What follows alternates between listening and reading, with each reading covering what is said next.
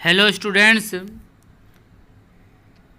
Welcome to all in R K English classes. आइए बच्चों, आज के इस वीडियो में हम फिगर्स ऑफ स्पीच का दूसरा पार्ट, जो बचे हुए 4 फिगर ऑफ स्पीच हैं, उनका अध्ययन किया जाए, उनके डेफिनेशन को समझा जाए और उनके जो है एग्जाम्पल क्या हो सकते हैं, इनके बारे में आज के इस वीडियो में हम लोग जानेंगे। सो डियर स्टूडेंट, आगे बढ़ने से पहले आप लोग वीडियो को अंत तक देखें, सारी बातों को समझें और वीडियो पसंद आए तो प्लीज़ लाइक करें, शेयर करें और आर के इंग्लिश क्लासेस को जो नए बच्चे हैं सब्सक्राइब ज़रूर करें। So guys, without delay let us start our topic. बच्चों, तो इस वीडियो में हम बचे हुए 4 फिगर्स ऑफ स्पीच, जिनमें पहला एपॉस्ट्रॉफी, हाइपरबोल, ऑक्सीमोरन, ऑनोमाटोपोइया के बारे में अध्ययन करेंगे।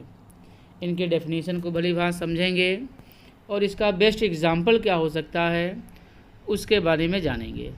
बच्चों, इसका पहला पार्ट पिछले वीडियो में हम आपको जो पहला 3 सिमिली और मेटाफर पर्सोनिफिकेशन था, इसका जिक्र किए थे।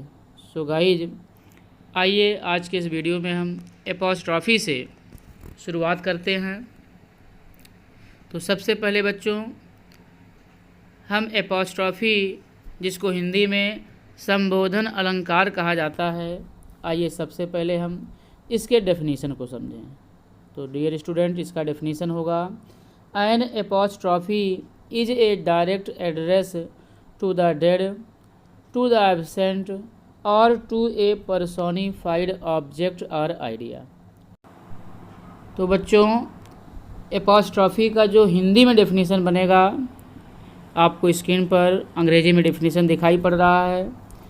तो इसमें क्या होता है, इसमें डायरेक्ट हम किसी मृतक व्यक्ति को या अनुपस्थित व्यक्ति को अथवा मानवीकृत विचारों को हम डायरेक्ट संबोधित करते हैं। तो आइए स्टूडेंट, इसके एग्जाम्पल को समझ लिया जाए।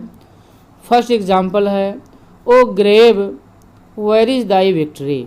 बच्चों, दूसरा एग्जाम्पल है, O death where is thy sting. Example number 3 बच्चों, O Julius Caesar thou art mighty yet. तो बच्चों, जैसा कि उदाहरण से स्पष्ट है कि इसका जो पहचानने का सबसे आसान तरीका है बच्चों, एपॉस्ट्रॉफी अक्सर ओ लाइन से शुरू होता है, ओ शब्द से शुरू होता है और कहीं ना कहीं वाक्य में बच्चों एक्सक्लामेशन मार्क जरूर दिया होता है। तो आई होप आप एपॉस्ट्रॉफी को समझे होंगे। आइए हम अगले फिगर ऑफ स्पीच को जानें। अगला है बच्चों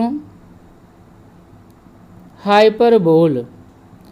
तो बच्चों, हाइपरबोल, जिसकी हिंदी अतिशयोक्त अलंकार, इसका परिभाषा क्या बनेगा, in hyperbole things are represented as greater और लेस, बेटर और worse than they really are. बच्चों, जो इसकी हिंदी बनेगी कि हाइपरबोल में अर्थात अतिशयोक्त अलंकार में हम चीज़ों को, थिंग्स को ऐसे रिप्रेजेंट करते हैं, ऐसे दिखाते हैं, प्रस्तुत करते हैं एज ग्रेटर और लेस, चाहे उसको हम ग्रेटर बहुत बढ़ा चढ़ाकर या बहुत घटाकर, बेटर बहुत अच्छा बताकर और वर्स कुछ गलत बताकर, देन दे रियली आर, जितना वे वास्तव में होते हैं। अर्थात बच्चों, इस अलंकार में हम चीज़ों को बहुत ही बढ़ा चढ़ा करके प्रस्तुत करते हैं किसी वाक्य के माध्यम से। जैसा कि बच्चों एग्जाम्पल से क्लियर है, सी वेप्ट ओशियन ऑफ टीयर्स। बच्चों, जो इसकी हिंदी बनेगी कि वह इतना रोई कि उसके आंसुओं से ओशन भर गया। अर्थात बच्चों, बहुत बढ़ा चढ़ा कर बताया जा रहा है, ऐसा संभव नहीं है कि किसी के रोने से सागर भर जाए।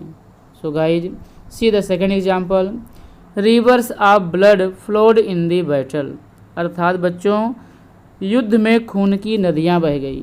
ये भी संभव नहीं बच्चों, चीज़ों को बहुत बढ़ा चढ़ा कर बताया जा रहा है। See last and third example of hyperbole, 10,000 saw I eight a glance. बच्चों, इसमें भी हाइपरबोल का प्रयोग किया गया है, क्योंकि एक कवि हैं जिन्होंने कहा कि एक बार में मैंने 10,000 फूलों को देखा। तो बच्चों, इसमें भी 10,000 उन्होंने जो है हाइपरबोल बोल दिया क्योंकि हो सकता है उन्हें जो है 10,000 इकट्ठा वो गिन नहीं सकते हैं। तो गाइज इस तरीके से हाइपरबोल का परिभाषा रहा, एग्जाम्पल रहा, और आई होप आपको हाइपरबोल भी भली भांति समझ में आया होगा। सो आइए we should see figure of speech number 6 है बच्चों ऑक्सीमोरन। क्या पढ़ोगे? ऑक्सीमोरन। हिंदी में बच्चों इसको कहेंगे हम विरोधाभास अलंकार, और इसके परिभाषा को आइए समझें हम।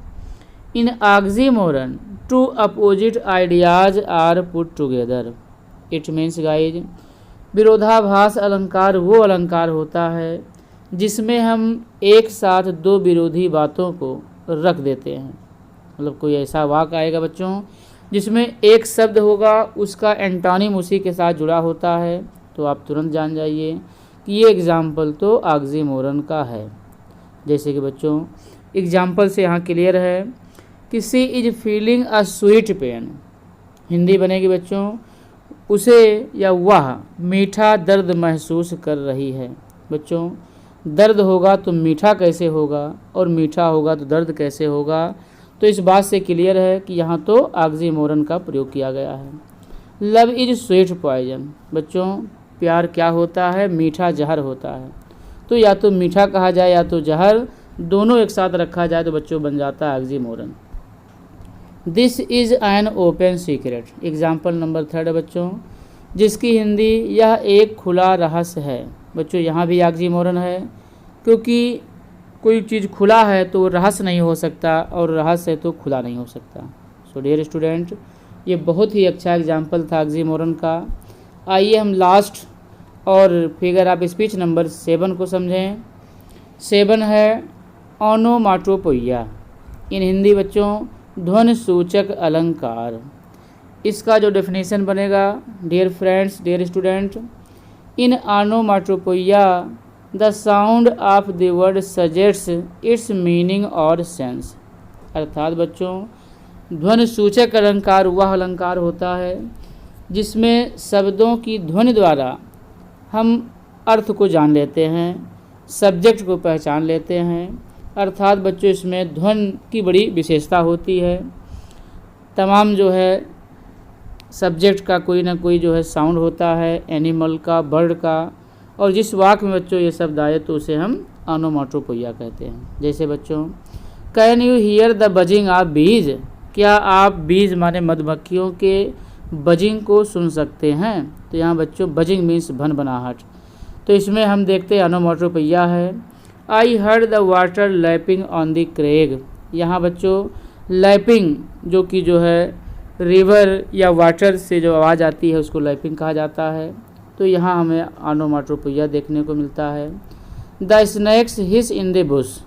सांप बुश में हिस करते हैं, फुफकारते हैं।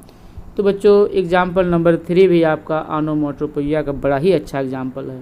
तो इस प्रकार से बच्चों हम बचे हुए चारों का जो है आज पढ़ा हमने। आई होप आपको ये चारों परिभाषा एग्जाम्पल समझ में आया होगा। सो वंस अगेन आप अगर जो है नए हैं तो चैनल को सब्सक्राइब करें। इसी के साथ बच्चों thanks for watching the video.